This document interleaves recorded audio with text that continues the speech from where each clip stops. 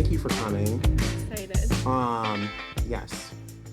I've met you through the Longmont Chamber of Commerce, and through your work as a gym coach and doing a whole bunch of other great work in the town, and then you came over and checked out what I was doing at the time, which was working here at Longmont Public Media, and we got to talking, and I found out that you had an incredibly interesting story, Yeah. and that's why I invited you here today to tell that story. So, do you want to tell that story? Yeah. I wanna go over some background to kind of because there's kind of two stories that are entangling as I go through the system of HISD district, which is Houston, Texas. And I want to also say is I hope that this story touches one person at least that maybe has experienced this kind of childhood and kind of understand that this is not you're not alone, because I met so many girls that I thought that my story was hard, but theirs was 5 times, thousands times harder. So let's start with kind of a background to give you some kind of understanding. My grandmother started selling cocaine in like her 40s. She just decided that's where the route she wanted to take. As my mom grew, she in turn got addicted to that cocaine and ended up selling to an undercover officer. And my grandmother had already went to prison once. So when my mom did that, they both got in trouble. My grandmother went to prison and my mom stayed out on probation. When that happened, she got 20 years. So sorry, that didn't happen yet. So she got off on probation. She got in a fight with my second cousin, her cousin, and can I cuss? Oh, absolutely. Perfect. She was faking her piss test. So my cousin calls the PO and says, hey, she's faking her piss test, piss her again. And she gets her sentence of 20 years and goes, and I'm born at this point. She goes back in when I was 3. From 3 to 7, I was kind of passed around through my family members, and the one thing my dad did for me was take me to see her once a month, a 6-hour drive. I don't even remember where it was at yet, but that's one fond memory that I have. So fast forward, she gets out, and we're supposed to just be a happy family again, but my dad has been a user forever, so as you can imagine, she gets out, she's on parole. She still has a good 12 years left on parole, and my dad is using in front of her, so fights happen, and my dad's from Mexico City, so he's always been pretty violent with women especially, and he kicks us out. So I'm now like 8, and my mom is homeless, and the only option she has is to be a call girl. And so that worked out great. We got like an apartment, we got a house, things were going good. And then she meets a man who is on the verge of leaving his wife and, hires her. He ends up getting caught. He ends up living with us, but he is a big CEO of this oil company.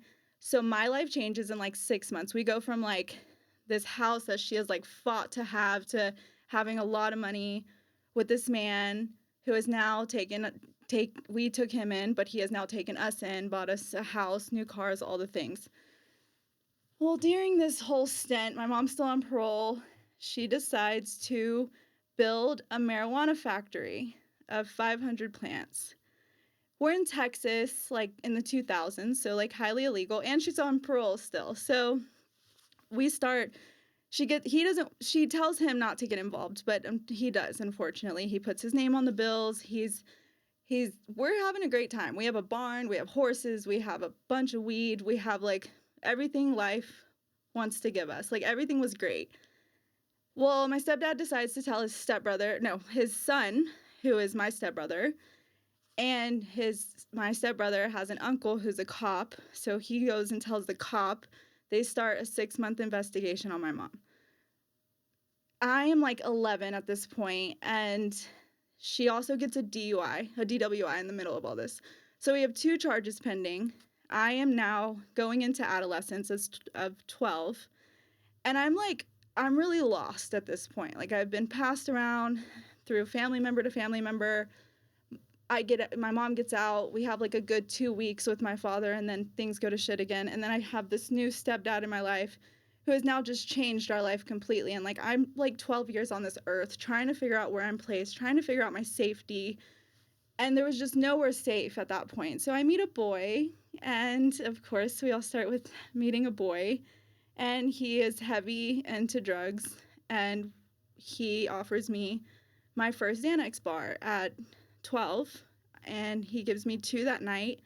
I lose my virginity. I don't remember, and I wake up outside on the grass. So things start to shift. I'm trying to find love in all the wrong places. My mom is pending 2 charges. I don't know what's going on.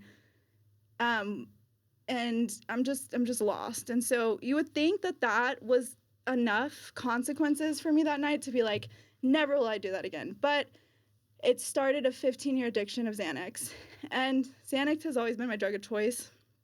I did a lot of drugs, and those memories are very like fuzzy. I remember the really emotional parts, and that was one of them. And so it was the best feeling I've ever felt, and that's why it's so fucking dangerous for people to be on Xanax if they're suffering, because especially at that age, I was just like, I found some safety. So then fast forward, my boyfriend at that point goes and robs the liquor store outside my house and the convenience store, and then comes back and chills at my house and gets arrested, and he's gone for 17 years. So he just got out a few years ago. But, you know, if I think back about this and I think about like where my emotions were at, you know, my dad has left me, my mom's left me, now my boyfriend that I loved, you know, quotation marks, has left me. So again, searching for love in all the wrong places. And I end up going to JCPenney's with my dad's girlfriend, and we both are stealing, and we didn't know, and we get arrested. A few weeks earlier, I'm like hardcore into Xanax at this point. Like that happened very fast. Like in a matter of a month, I was taking 2 to 3 a day. Everybody knew everything. Like everybody around me was all dealing with their own shit. So it was just kind of like me, just my coping mechanism through life. So a few weeks earlier, I run away to my grandmother's house, and I used to just speak so highly of her, but as I got older and had children, I understand like the poison that she was in my life. She encouraged my pill use. We traded pills. We got high together. By 13, I was getting high with my dad and my grandmother. It was a lot of pills and smoking weed, but like a lot of Xanax, a lot of Adderall. So my mom calls me out as a runaway like a few weeks earlier, but I get back home, everything's fine, and then this arrest happens. So my first charge was shoplifting, and as a runaway, they took me in to HISD. So all is well. I get out. I'm on probation. My mom gets married. The next day, they come and take her in. And they tell me, and now I have a new stepdad. I'm living in this big house. It just happened. You know, everything was so fast, and now my mom's gone again. And so it's supposed to be a weekend, which then turns into 2.5 years. So she never gets out.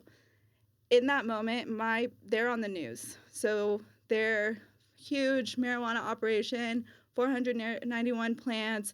My teachers are telling me they saw my mom on the news. I'm like so bad in my addiction, like in such a short time, that everything's just spiraling. And the only thing that was stopping me from really going crazy was my mom being there, telling me, you know, to get my shit together, but also dealing with her own shit. So when she left, there was just no supervision. My stepdad had no legal custody of me, so she got arrested on a Friday. By Monday, I got my stuff and I went back to my dad's. I lasted there for a very short time. So I'm from Houston, and I was zoned to Lee High School. And Lee's condemned now, but this is when Katrina happened. So all of the blacks came to a Mexican high school, and it was a race war. So when I got there, it was drive-bys, it was fucking wild. I've never in my life seen something like I have. Like that school. We got rap battles going on at lunch. I'm snorting cocaine in the back, and at the apartments I'm coming back in class. Nobody gives a shit. It's just like the teachers can't even handle this. So it's just like a big party. And that expanded this huge network of people that gave me drugs and like places to stay. So I'm still living with my dad at this point, but that's really bad. He doesn't want me to be there, obviously. It lasted for like a week where we were good. And then it was going to shit. But my grandmother stayed on the couch with my uncle in my uncle's apartment down the street and said, hey, come sleep on our other couch. Like, why don't you come on over? And so during all this, a girl that I met in like back in Sugarland. So Sugarland's like more of a nice area. That's where my mom and stepdad lived. Also had her mom's work near Lee High School, and she was spiraling. Like, she was already deep into drugs. She was in treatment homes 3 times by the time I met her. So like me and her together was kind of an explosion. So she convinces her mom to zone her to my school, which was just us doing a shit ton of cocaine every day. And I'm on probation. I'm faking my piss test, taught by my lovely family on how to do. And so everything's okay. But one night we're in some apartment in Southwest Houston, and she goes, I don't want to go home. And I'm like, I don't want to go home. So guess what? Like, we don't go home for several months. And so I run away again. My dad calls me like 3 times and then just stops, and then my phone ends up getting disconnected.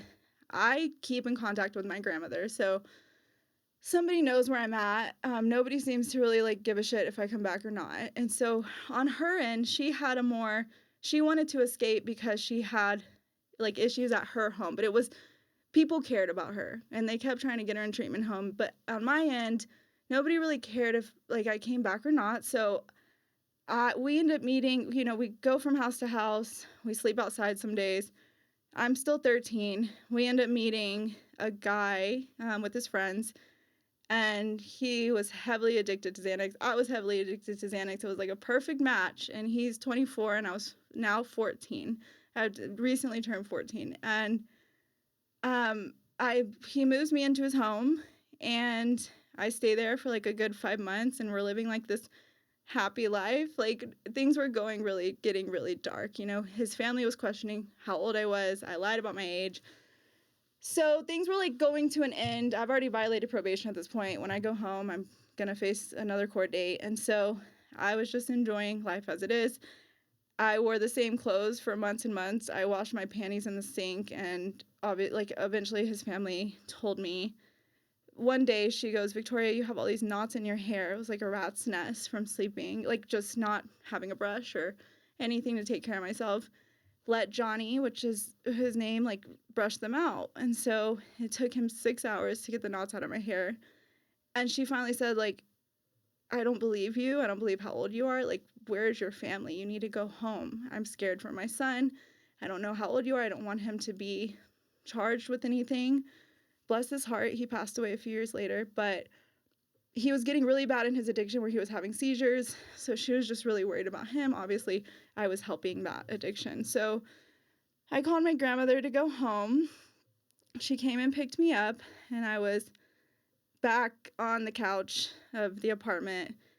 We were feeding each other's addiction. She was addicted to pills. I was addicted to pills. It was like there was nowhere to really go except my stepdad, honestly, to have some safety. But in that moment in time, why would I go back to that lifestyle or whichever? I didn't really feel like I had a connection with him, so I just kept on going. So I got another charge for so I had to face the music, and I somehow in between this got arrested again.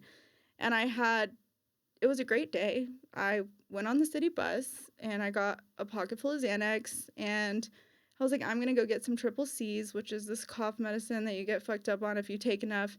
And I got caught stealing the triple C's. So I was like, motherfucker. So I got back, I faced the music. They put me on intensive supervision probation. But because I had no ride to the meeting in Northside Houston, I was in Southwest, I took the city bus. But the city bus took too long, so by the time I got to the meeting, it was over. And so the probation officer, like, couldn't really fuck with me. Like, She was about to, but at that moment she was kind of letting me slide because she was like, I understand no adult in your house will help you, and I don't know what to do. So I ended up getting arrested for that shoplifting, and then I lie about my age and my name, and then I make the cops take me to the adult jail, and then they realize I'm 14 and I have to go back to juvenile, and they're pissed. So I get in front of the judge, and he says, if you come back again, you're going to TYC. And so I said, okay, cool. So I left, and maybe like a week, the girl that I used to hang out with and like we first like ran away together calls me and says, I just got out of treatment home. I met this guy and he's getting an apartment. Do you want to move with us? And I was like, fuck yeah, of course I want to move with you. So fuck probation once again. And I get all my shit out of the apartment and I leave. This time nobody's called me. Nobody like, they're done. Like, no, I'm causing all this chaos. Like, it's my choice at the end of the day. I'm choosing to leave repeatedly over and over and over again. So this is where things like get kind of dark. We move into this apartment. I'm 14 at the time, and we're with two guys and me and her. And me and her are just, we don't really have a plan, basically. So we start selling drugs. That was a plan, to sell dope for them. But we didn't realize, like, we thought we were going to have all this money. We had to give them the money. So we would go days without eating. We were just getting fed with, like, cocaine and ecstasy and Xanax. And as long as I had that, like, things were great. So we continued to do that. And then we went to a strip club one night. And it's like a hole in the wall, the north side of Houston. And the owner asked us if we want to work there. And of course, like, we're starving. And so we go to Mr. ID, which is this ID place that is no longer here, and we get a fake ID, which it says on the back, like, this is fake, but you can just wipe that off with nail polish remover. So we go and get these IDs. We go and become strippers at this bar, and then somehow I get in contact with the girl I met in juvenile who's 17, who's pure fucking evil, just dangerous as fuck. Like, I admired her for being so, like, she would just fight for no reason. She would hurt people for no reason. And I always had emotion attached to my decisions. And I always felt like something was wrong with me, that, like, I cared. And I respected that she didn't give a shit. And I needed somebody next to me to not give a shit, because I was 14 and I was on the streets. And so I told her, like an idiot, like, hey, this is where I am. Come through. Well, the bitch moved in. So now we have a 14-year-old, a 15-year-old, a 17-year-old, and we're stripping at the strip club. All at the same club. Well, dynamics start to shift. And, like, I really debated adding this part in, but I'm just going to be real. We were on a lot of drugs, and me and my friend and her boyfriend all had sexual relations. And when that high ended, I did not stop having sexual relations with this man. Okay, so we can understand how the anger starts to happen. We're all in this apartment, we're fucking hungry, and we have no control over anything. So one night, we get in a fight, and it was like simmering, and they tell me to get out of the car, and they're like being really nice, and they jump me and they jack me for the money that I had. It was like $70 that night. And I was in 3rd Ward in Houston, and it's like pretty dangerous neighborhood, especially if you look like me. And I just got jumped in a ditch, and they left. They drove away. So I like that emotion is something I never, ever, ever want to go back to. That feeling of being completely lost in the world. And I'll never forget this memory. I look to my left. It is pitch black dark. It's an alley. I look to my right. We're right by, like, a gas station, so it's a main road. And I think if I start walking and a cop comes, I'm going to get arrested. But that was better than going in this dark ass alley. So I started walking the streets, and this guy pulled up and said, "Are you okay?" And I was like, "No, I just got jumped and jacked. Can you take me back to the apartment where the girls are?" Like a fucking retard. I'm sorry to use that word. I didn't mean to use that word, but like, what the fuck was I thinking now that I look back on that? I don't know. So I get in his car, I tell him where I live. I'm like down there on Victory, right by Third Ward. And I get there before they do. So I approach the guy that I was having those relationships with first before they got there. And I tell him what happened, and he was like, "Don't worry, I'll protect you." And she comes in and she's like, "Guess what the fuck I just did?" And she was like, "What the fuck are you doing here?" So we go at it again, we fight again. I go outside. Now I'm facing the other two girls. There's a third girl, and I don't know where she came from or how she got there, but she was there. I think we picked her up that night from the club, and she helped jump me. So at this point, I'm literally dead inside. There's nothing you can take from me. You've already beat my ass, all three of you. Let's just go again. And what was I thinking? I don't know. It's funny how the ego works, because at that point, it just destroyed my ego, and I needed to find my redemption. So one of the girls, who's the girl that I brought in from juvenile, said, "She's going to hurt you really bad. We need to go." She just jumped me like 10 minutes before that. So why would I trust her? I don't know. I slept outside that night, and in the morning, we left, me and her. And we continued to rob men. We would meet them and rob them and meet them and rob them for the next few weeks. And time is very fuzzy. And then we meet a guy with a car, and we steal his car. And so we drive around or whichever, and then we end up at her friend's house, who is 16, living with a 39-year-old man who is beating the fuck out of her every single day. My child brain is just in, I think I was just in survival up until probably 5 years ago. I've been able to just breathe. And so I'm now the burden. We stole this car. We got here. This is her friend. I have nothing to bring to the table. I have no money. Dynamics start to shift again. So things start to go against me. And so it's clear that they want me gone. I don't know where to go.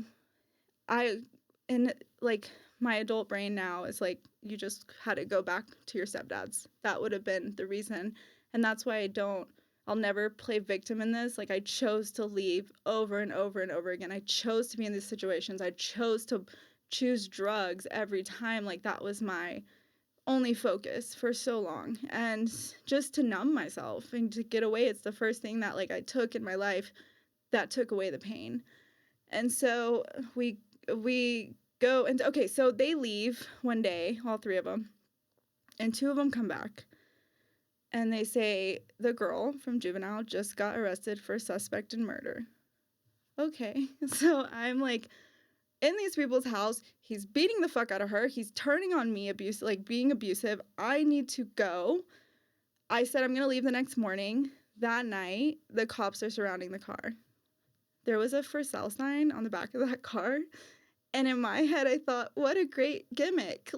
Because I stole it. It's so funny. It's for sale. Nobody would ever think I stole it. Well, they called that number to buy the car. And then the guy was like, "Where is the car? It's stolen." So that's how they found me. And I happily walked out and said, "I stole this car. Please arrest me." And so that was my third charge. That was my felony charge. And I now really had to go face the music. So if I fast forward back right before my mom went to prison the second time, I got expelled from school, and I brought a knife to school. So I got expelled. I got kicked out of the district. I had to go to JJAEP. All that happened in the same time my mom left, and that's when I left. So I never actually fulfilled that sentence. So when I try to go back to, and this is later, but when I tried to go back to Fort Bend, I had to go back to boot camp, even after all of this. So I stole the car, I get arrested, I face the music. I get in front of the judge again, and he says, "I told you, you're going to TYC." And he said, "You're leaving at 5 a.m. tomorrow." And that was the point in time that TYC had lawsuits of abuse. Like, the girls were getting raped left and right. Like, the biggest fear from DOs, from juveniles, was going in there at that time. And the DOs that were coming from TY to juvenile was telling us these horrible stories. And they're like, we had to leave. But they also were horrible DOs. They would beat us and abuse us from that experience. So it was like, if this is what I'm dealing with in juvenile, like, what the fuck am I going to deal with in TYC? So I was terrified. And I went back to my cell, and I hadn't talked to my stepdad in like a year and a half. And like, just a perspective of him. So he got married to my mom. He lost his job. He had to pay for her legal fees. He is about to take on my legal fees, and his son was an addict. So there was a moment in time where we were all in jail in the same, like, we're in Harris County. My mom was in jail. His son was in jail. I was in juvenile. And he was just looking around like, what the hell? Like, this man is a saint. I have to say that. And so I called my stepdad and I said, I have not talked to you in forever, and I'm sorry, but I have nowhere else to turn. Can you please get me new lawyers? And 2 women lawyers were at the juvenile that day. I got a new appointed judge the next day, and I got sentenced to group home. Amen. Like, amazing. That would have shifted a lot in my life, I think. And so I go to group home, and I start to just process everything that's just happened. I start to get in the Bible. The one thing that my dad gave me was a very Catholic grandmother who I always taught me right from wrong at a very young age. And I think that's why I struggled so much with these decisions I was making. I knew it was wrong at the end of the day. So I get really deep in the Bible. I'm only focused on like reading. I'm staying out of the drama and group home, which is a whole nother shit show. You know, the staff is letting us fight. We got drugs circling around.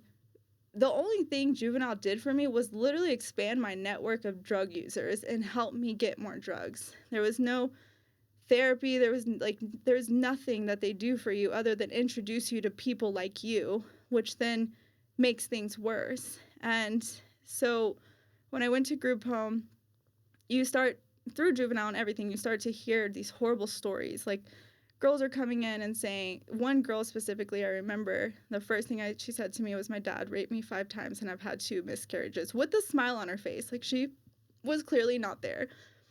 And she had this crazy switch through the day where she would get very violent. And the solution to that was having like 5 women just trample on her and sit there till she calms down. And so it's just like, you know, you think back on all these things, and being a mom now, it's just, we were so traumatized coming from these environments and putting in a caged cell, and then no validation on this is wrong. You shouldn't be abused by your father. You shouldn't be in and out of juvenile. You shouldn't have your parents telling you to go sell drugs outside. Like, all this was so normal in the juvenile system. There was just no help. So when I went to group home, I got out, things were looking up, and then I ended up having to go to boot camp, which then I met my child's father. And I would love to say that the chaos ended, but it continued, and it continued and continued. And I don't think I'm still dealing with the whole like family dynamics and trauma and healing, something that you don't really get away from. You just learn how to cope. And you also learn how to cope without self-sabotaging. But when I got out and went to boot camp, that was really good for me. I think boot camp is actually amazing for any troubled youth. It really teaches you discipline and reward systems in your body and all the things. But I was now stuck with all these traumatic memories, and I've always said I was never raped because I said yes to every single person, but I said yes because I knew that person would give me things.